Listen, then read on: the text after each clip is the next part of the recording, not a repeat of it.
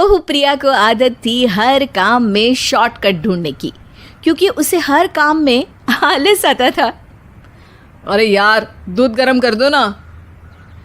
अरे पेट में जाके तो दूध ठंडा ही हो जाना है ना, तो ठंडा ही पी लो ना। अरे तुम मेरा सर गर्म मत करो यार। अच्छा है, सर गर्म हो जाए तो सर पे दूध रख लेना, वो भी गर्म हो जाएगा। एक बात बताओ, तुम इतनी आलसी क्यों हो? अरे बोलो ना, इतनी आलसी क्यों हो? प्रिया, जवाब दो। जवाब देने में आलस आ रहा है। पति वहां से उठ के बड़बड़ाते हुए खुद दूध गर्म करने चला जाता है और प्रिया अपनी आंखें बंद करके सोफे पर लेट जाती है। प्रिया की इस आदत का घर वाले सबको पता तो था ही, अब तो बाहर वाले भी उसको आलसी बोलने लगे थे। अरे बहू सुन ना, एक गुड न्यूज़ है। क्या माँ जी, आप सब कुछ मेरे नाम करने वाली हैं क्या? अरे बस तेरा दिमाग पैसों में ही लगा रहता है। माँ जी, आपको तो पता है कि मैं गांधी जी की कितनी बड़ी फैन हूँ, और गांधी जी तो नोट पे ही मिलते हैं ना, इसलिए पैसों के अलावा कहीं दिमाग ही नहीं रहता। वैसे गुड न्यूज़ क्या है? अरे गुड न्यूज़ ये है कि मेरी कुछ सहेलियां आने वाली है। हैं? ये भी कोई गुड न्यूज़ है क्या? जब भी आपकी सहेलियां आती हैं, मेरे किसी न किसी काम में खोट निकाल की जाती हैं। हमेशा कोई कमी दिखी जाती है उनको मेरे काम में, और मुझे आलसी बोलते हैं वो लोग। अरे तो ऐसा समझ कि आज तेरे पास मौका है उनकी नजरों में अच्छा इम्प्रेशन जमाने का। कैसे कैसे? उनके लिए खाने की इतनी स्वादिष्ट चीजें बना कि वे उंगलियां चाटती रह जाए। माँ जी, ये तो आप मुझे नया काम पकड़ा रही हो। अरे मेरी सहेलियों से तारीफ पानी है कि नहीं?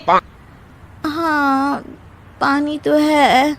तो बस जाओ, बन जाओ बावर्ची, लगाओ तड़का, कल शाम को आएंगी वो।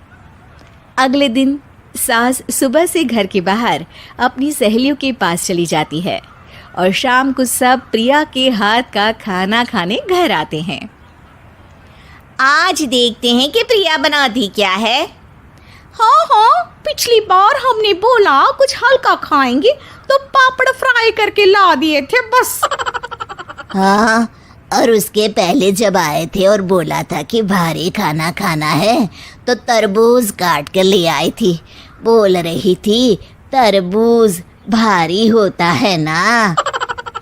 अरे बस भी करो, इतनी बुरी नहीं है मेरी बहू। तभी बहू वहाँ खाना लेकर आती है। पनीर कोफ्ता, भिंडी मसाला, शाही मसाला, दाल, डबल तड़का, लच्छा पराठा, मिस्सी रोटी। अरे बस बस बहू, इतना सारा खाना। अरे अभी तो और भी है, फ्राइड राइस भी है अभी तो आपके लिए, और हाँ, अरे सूप लाना तो भूल ही गई मैं। अरे लगता है पिछली बार की कमी आज पूरी कर ही देगी बहू। हाँ हाँ, आप खाइए तो।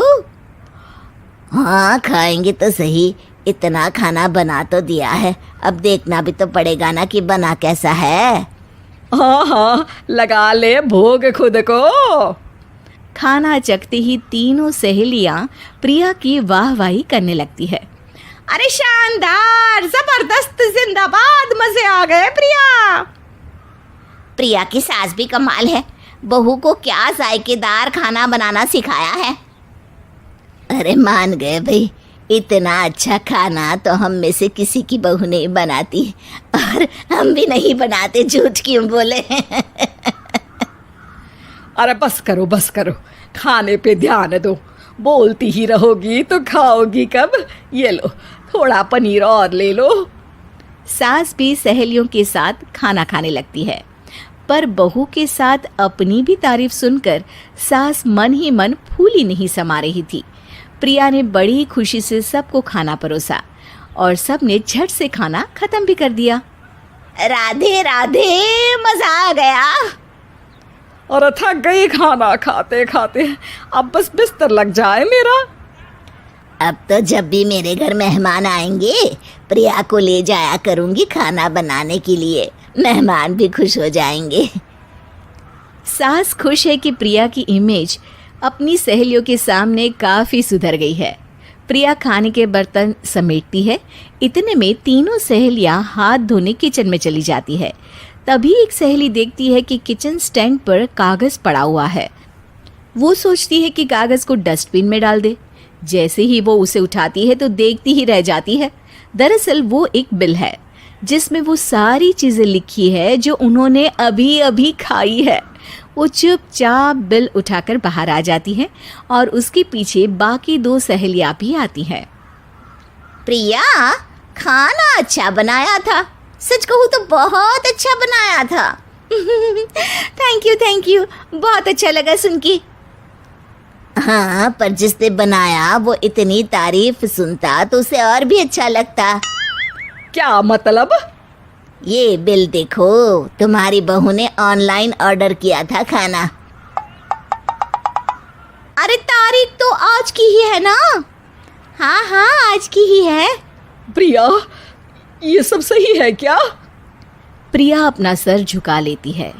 सास सब समझ जाती है कि बहू की चोरी पकड़ी गई है। इतना भी आलस अच्छा नहीं प्रिया। अरे बता ही देती कि बाहर का खाना है, मैं बाहर का खाना खाती नहीं हूँ। तीनों सहेलियां वहां से जा रही होती है कि तभी उनमें से एक मुड़कर कहती है, अब ये तो बताओ कि खाने की रेटिंग बहू को दे या डिलीवर करने वाले को। प्रिया समझ जाती है कि शॉर्टकट लेने की वजह से उसके साथ सास को भी ये बेइज्जती झेलनी पड़ी और वो कसम खाती है कि अब से शॉर्टकट से नहीं, मेहनत से काम करेगी।